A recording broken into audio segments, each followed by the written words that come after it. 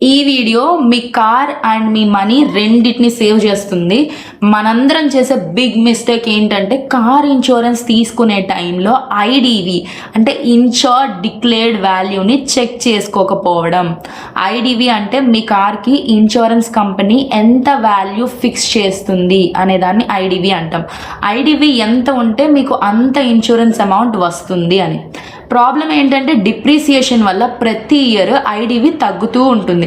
For example me car 5 years old అనుకోండి, అప్పటికే car value almost 50% reduce అయి ఉంటుంది. అంటే న్యూ కార్ వాల్యూ 10 lakhs అయితే ఇప్పుడు దాని ఐడివి అరౌండ్ 5 lakhs మాత్రమే ఉంటుంది.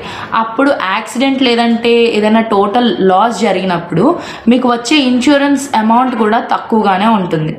సో దీనికి సొల్యూషన్ ఏంటంటే ఇన్సూరెన్స్ రెన్యువల్ టైంలో ఐడివిని కంపల్సరీగా చెక్ చేసుకోండి. అలాగే return to invoice add on available ఉంటే ప్రీమియం కొంచెం ఇంక్రీజ్ అయినా సరే దాన్ని తప్పకుండా యాడ్ చేసుకోండి.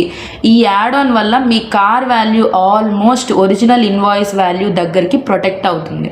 అంతేకాదు టోటల్ లాస్ ఆప్షన్ కింద మీరు ఇన్సూరెన్స్ అమౌంట్ తీసుకొని డ్యామేజ్డ్ కార్ని స్క్రాప్ లేదంటే రీసేల్కి ఇచ్చి కొత్త కార్ కొనుక్కునే ఛాన్స్ కూడా ఉంటుంది.